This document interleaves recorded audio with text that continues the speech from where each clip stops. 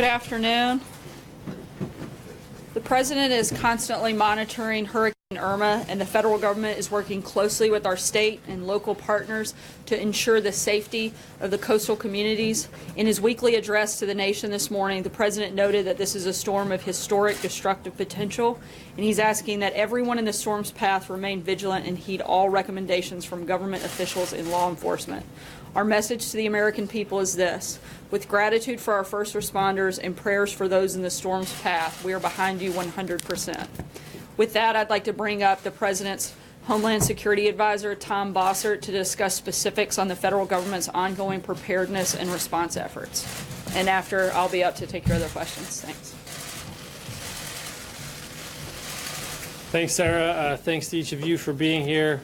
I can't add too much more to that, so let me see if I can just jump in a little bit to my thinking here. As you've heard me say before, I like to try to categorize my thoughts into informing, influencing, and inspiring if I can. In terms of informing, please recall the process here is that the federal government under President Trump's leadership and the leadership of his cabinet is fully engaged, but they're fully engaged in support of the governors. Those governors at this point are engaged in various different forms and phases of what we consider incident management.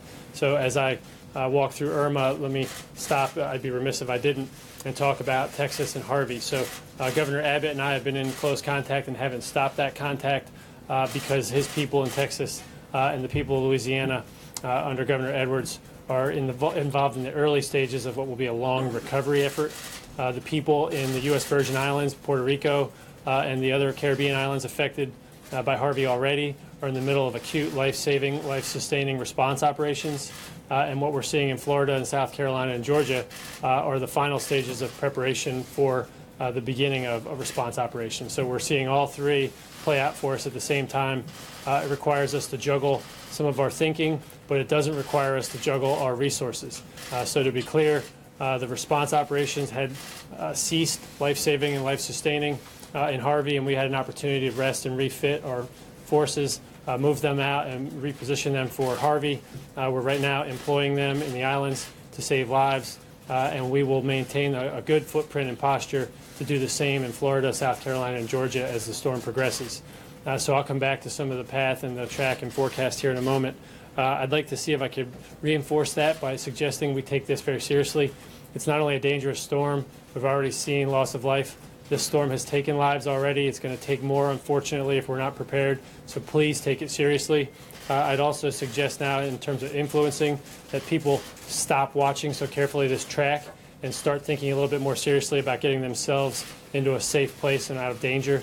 Now, I don't want them to take that as a call for shadow evacuations. Please listen to your local authorities on evacuation orders.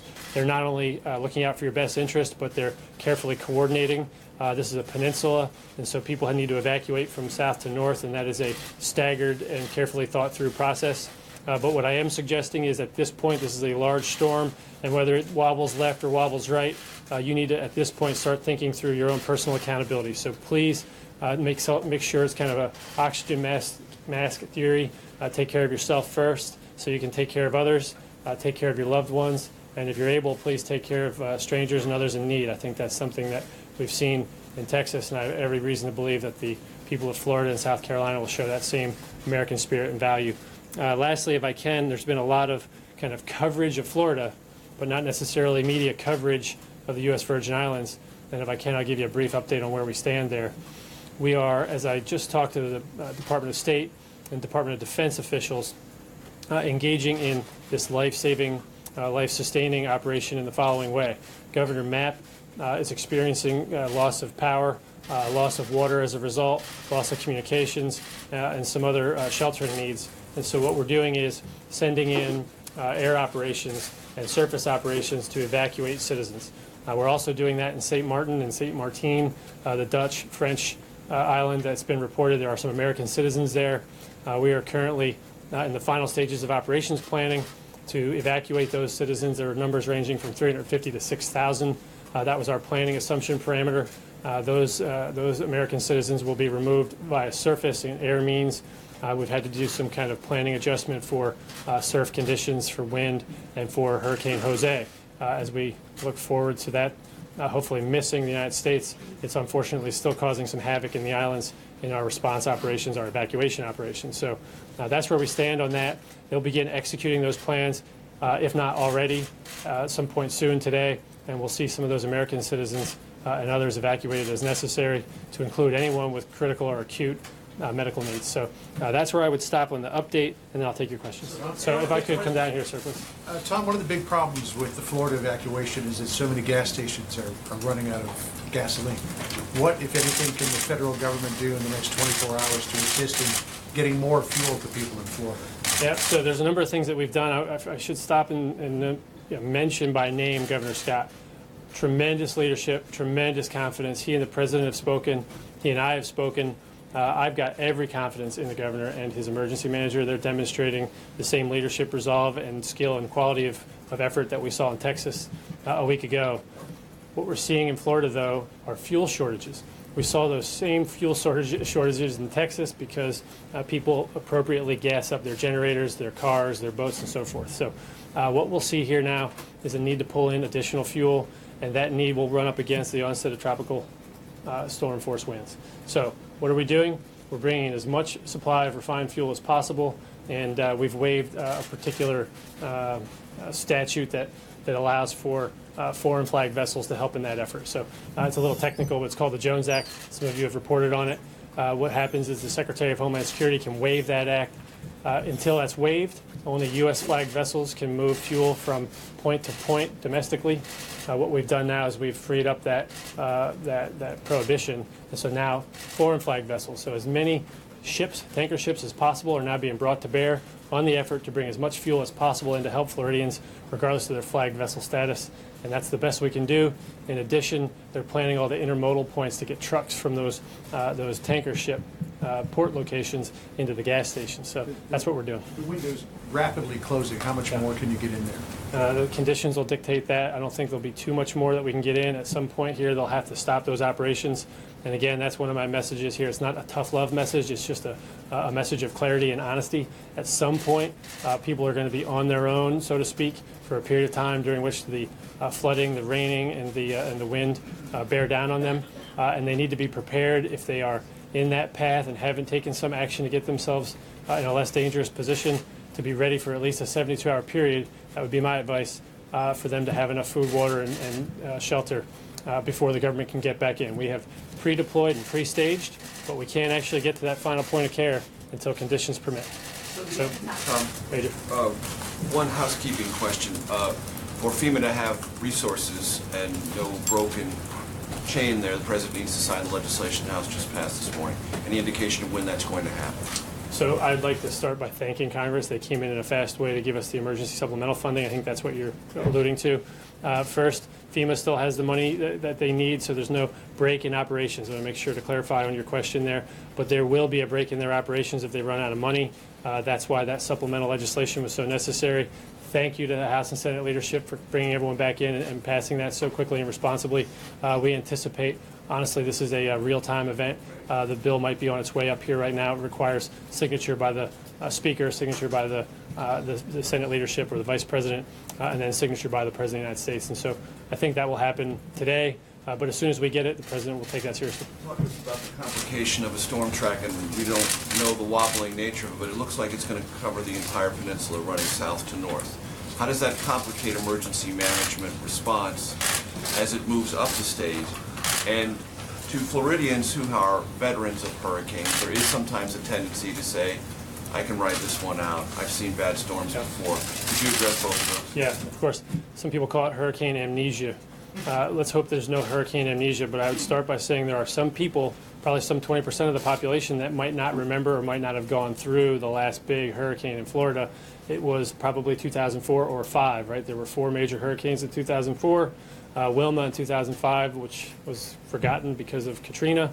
If you haven't experienced it, take it seriously and ask those who have. If you have experienced it, please recall that what I just described took place. You were without power, you were without comms, and you were without water in some cases, or sewer treatment and so forth for a period of time afterwards. So plan for that. In terms of the track, there's 3 considerations. The upper right, kind of northeast quadrant of the storm packs the most punch. right? The second consideration is if the eye wall gets over land, it tends to lose steam a little faster. So if it stays over water, it tends to keep its strength a little longer. And so as this thing moves left and right, it can affect our operations because it can affect a different part of the state in a different way, wind or flood. What we'll see here over the next 24 hours is going to tell us which one we're going to face. We're planning for all those eventualities. I guess maybe worst case scenario is if it dips down, moves west, and curls around to the other side of the state. Because right now, it's my belief that people haven't been planning for that. I want to make sure I'm not suggesting that that's going to happen, but it seems to be within the cone of uncertainty. And so this storm at this point could do everything from Tampa to Jacksonville and a direct hit on Miami. So please plan for those things accordingly. Don't necessarily evacuate based on those eventualities. Listen to your local officials as they're tracking it most closely, but do prepare to be in the storm's path just in case. So that's how we're doing it. And then lastly, to answer your question, Major, what we're doing is instead of pre-positioning all the commodities in places that might be affected by the storm to continue support operations to the islands, the FEMA logistics team have thought through placing those supplies elsewhere, even up to Delaware, New York, and elsewhere, so they continue barge operations in to support the islands, and that the next storm doesn't affect the storm before. That answers your question. So if I go here. Thank you. The big question is, after the chemical fire that occurred in Texas and the fact that you all are being taxed with a second storm, are there any extra precautions that are being taken this time to ensure that that type of thing doesn't happen here? And how taxed is the system for this and for Jose coming in? Well, the system can be taxed in different ways. I addressed already the life-saving, life-sustaining operational capabilities that we have, all the USAR teams and so forth, which are marshaled by the federal government but provided by the states. They're all rested and refit and ready to come back into the fight. Same with the Coast Guard, the United States military, National Guard, and Title X forces. We're preparing for environmental losses as we should.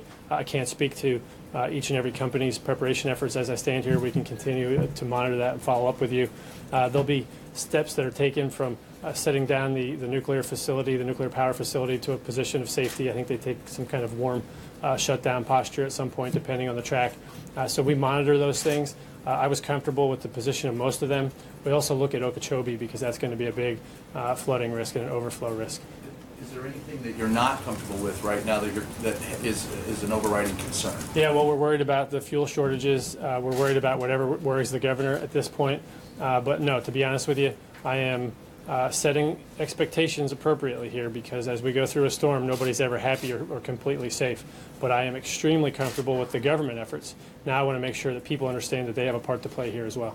So, yeah. Two questions for you, if you don't mind. Number one, taking a step back and looking a little more big picture, Yeah. You've got wildfires out west, you've got the crisis in Texas that people are still recovering from, you have Irma, Jose on its heels. The resources of the federal government are not unlimited. At what point do you worry that the resources are being stretched too thin if you're not at that point now? Yeah, no, I don't. As the Chief of Staff, General Kelly, says, the federal government should be able to walk and chew gum at the same time. He's absolutely right. We've had cabinet meetings here today, yesterday, and throughout these storm events focusing on efforts in national security matters around the globe. So I'm pretty comfortable in our ability and our capacity as leaders, but also as institutions to handle the various different things that come our way. I'm extremely comfortable with President Trump's capacity to do so. He's demonstrated an ability to juggle these issues of complexity on a regular basis, including today. What I do worry about are the financial resources. Congress came and stepped up in a bipartisan way.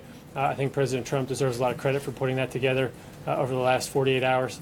And they've done what the American people really want them to do, and that is act and do what's right instead of quibbling over things that tend to get in the way of efficient execution of services. And so in this particular case, we're going to have to go back, I'm sure, for additional resources as these storms continue to hurt our states and our citizens.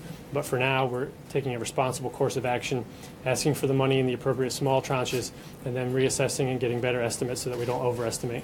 But we're not doing it in a way that's going to stop or slow down operations. So. My second question, and actually, do you know what a number would be on that yet, or is it too early? On a subsequent request, no, a little too early. So, as you know, the approximately $7.5 billion that came for FEMA on this supplemental was a calculated estimate. There's a 6.8 figure roundabout that would be a regular scheduled replenishment at the end of the month for FEMA's Disaster Relief Fund.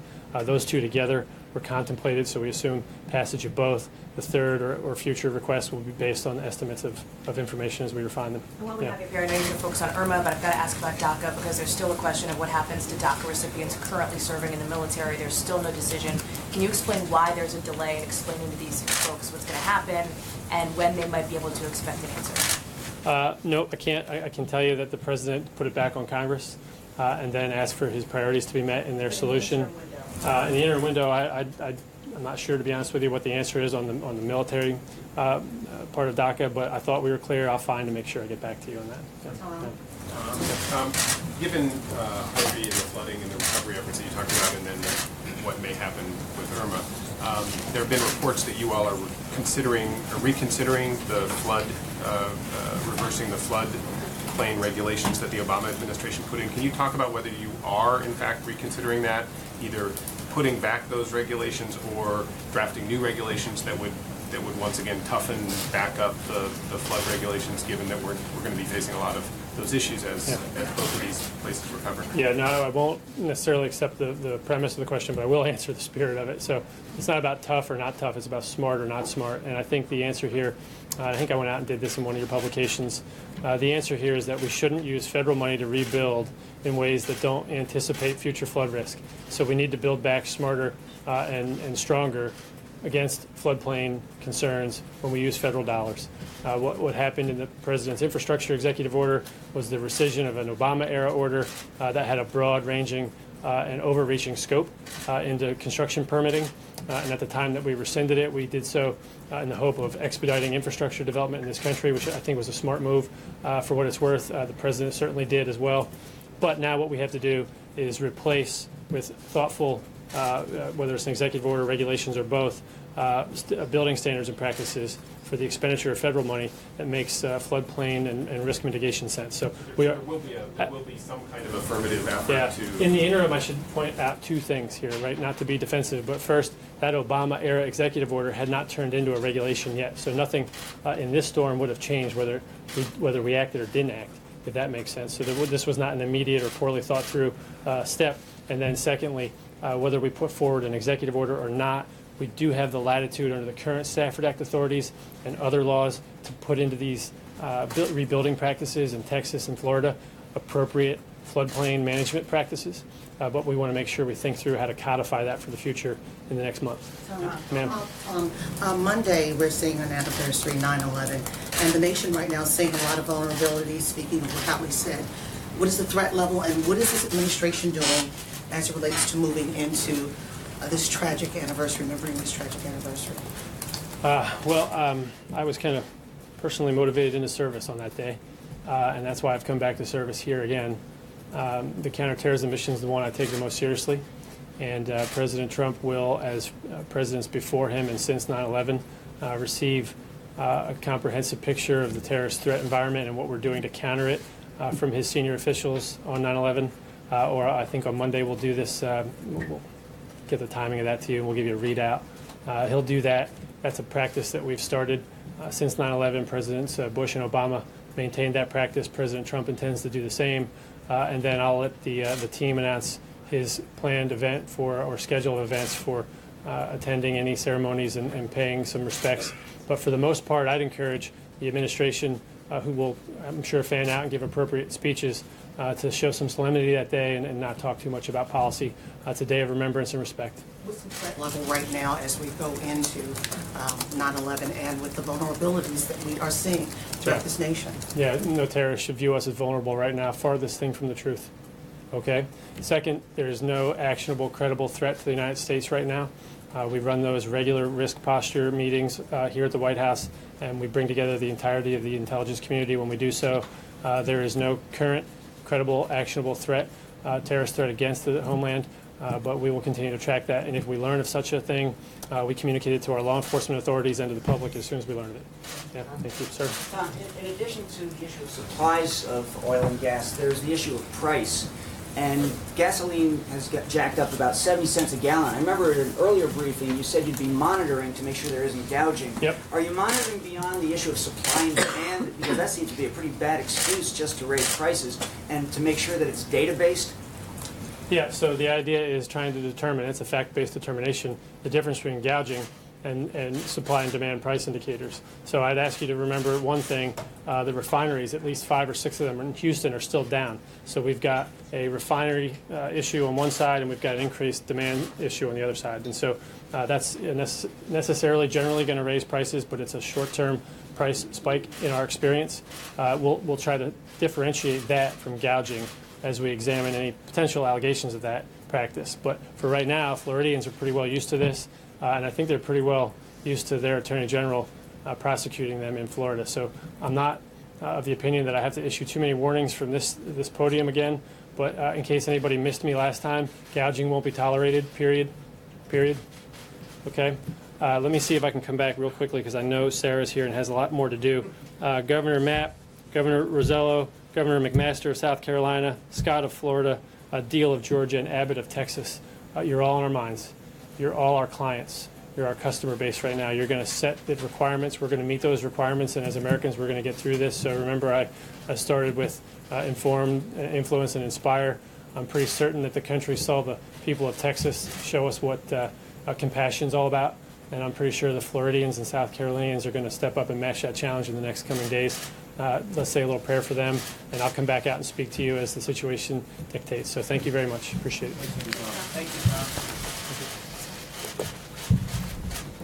Thank you, Tom. As you can see, the safety and security of the American people is the President's top priority, and we'll continue to work with our local partners to keep the public fully informed as the events unfold. Looking ahead to this weekend, the President and the First Lady will be hosting cabinet members and their spouses at Camp David. This will be a working weekend, which will include the 4th cabinet meeting since the President took office. That will take place on Saturday. The President will lead a discussion on the administration's priorities in addition to receiving briefings on Hurricane Harvey, recovery efforts, and preparations for Hurricane Irma. Secretary Mattis will obviously be among the cabinet members attending this weekend, and on a lighter note, today happens to be his birthday. So I'd like to wish Secretary Mattis a happy birthday on behalf of all of us here. Everybody knows I love a good birthday story. In a letter to his troops in the field in 2003, General Mattis encouraged them to fight with a happy heart and a strong spirit and to demonstrate to the world that there is no better friend and no worse enemy than a U.S. Marine. I think it's safe to say that he's lived his own life by that advice. In general, we hope your 67th birthday is a good one. With that, I'll take your questions. Celia.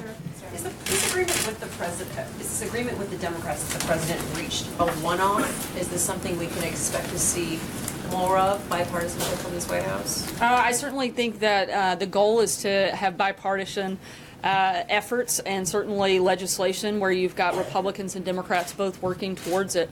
That was something that the president talked about during the campaign, and certainly something that I think the American people expect, and one of the reasons they voted for him, and I certainly would expect to continue to see that. Does the president care at all that Republican leadership is annoyed with this deal that he reached? I think that the president's focus was what was doing what was best for the American people, and that's why he's the president. The people wanted somebody to be a leader. They wanted somebody that was going to step up and take action and get things done, and that's exactly what the president did. I think the last thing we want to do is play partisan politics when we have people in places like Texas and Louisiana that need financial support through the federal government. The president wanted to make sure that happened and that got taken care of, and that's what he did.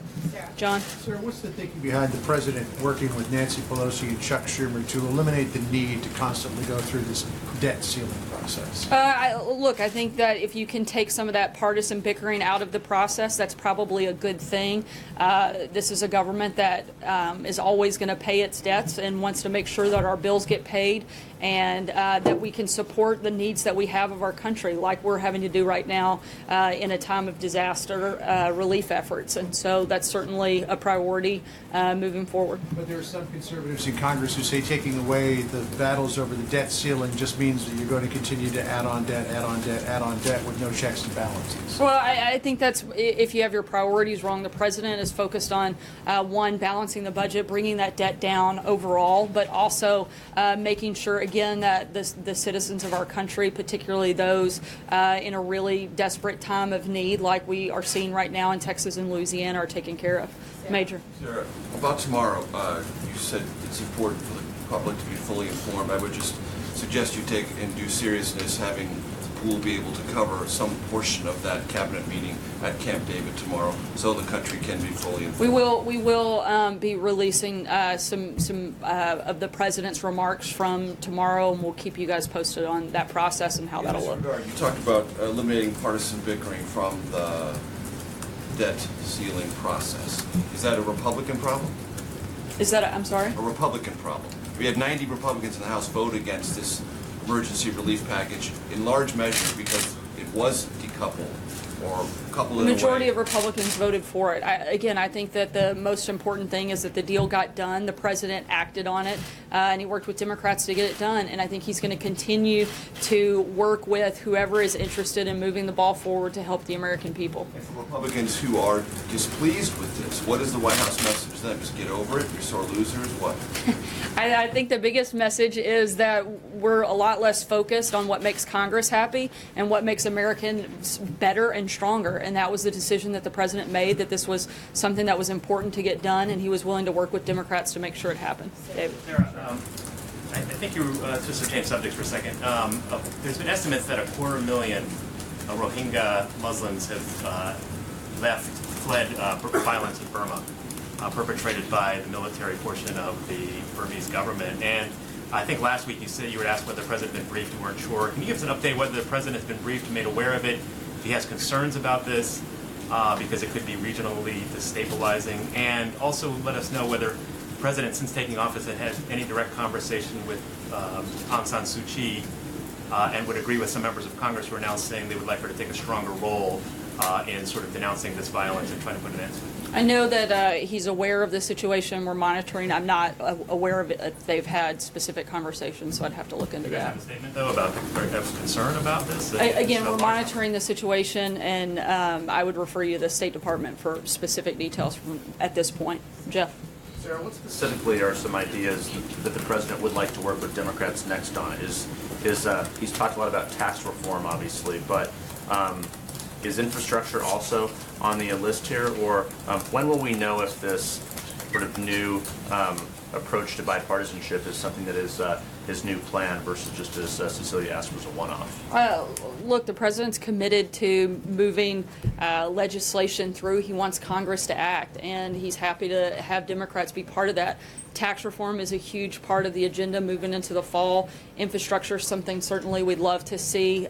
He had meetings on that just yesterday, and we're going to continue to work with anyone willing to sit down at the table and focus on those pieces of legislation. Has he given up on health care repeal? No, and we're going to continue pushing and looking for new ways to improve the healthcare system, and certainly the ultimate goal would be to repeal Obamacare and replace it with something that actually work with works. Democrats on that to try and find If Democrats are willing to work on an actual solution, sure. Adam? Thank you, Sarah. The president this morning talked about tax reform in a tweet, and he's focusing the country on tax reform after we get past the hurricanes and the immediate threats.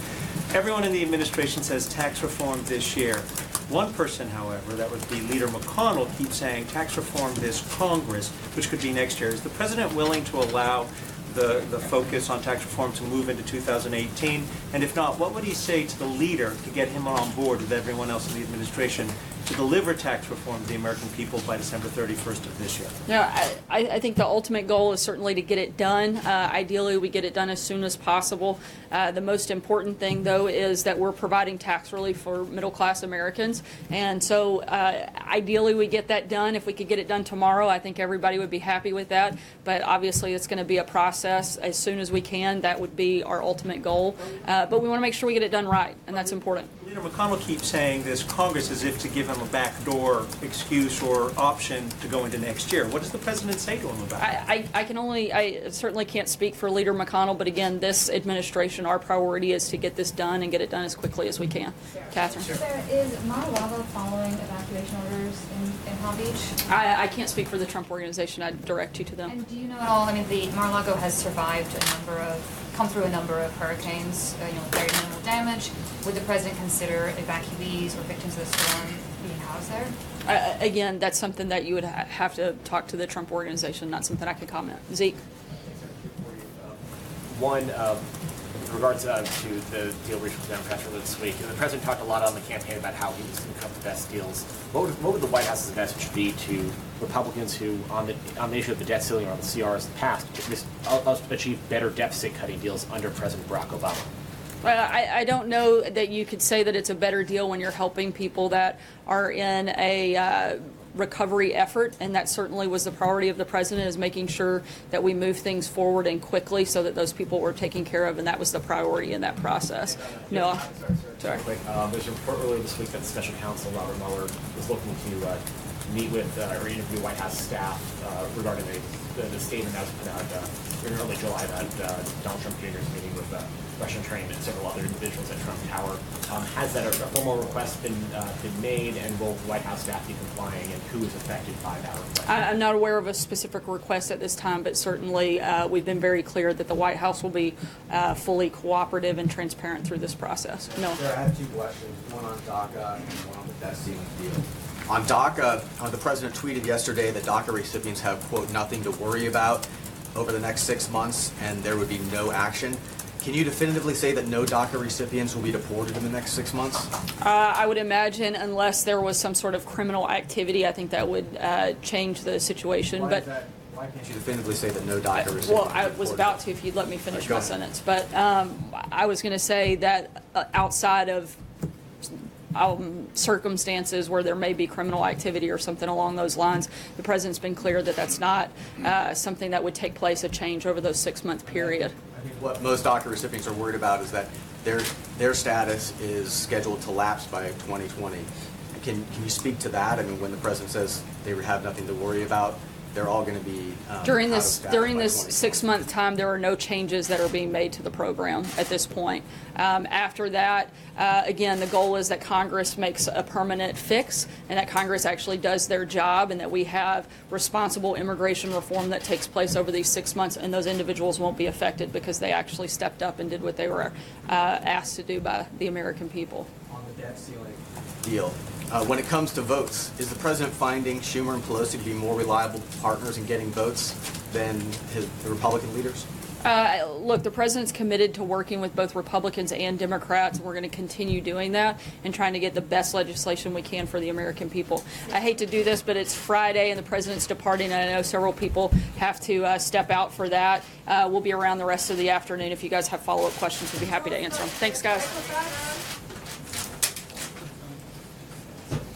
Thank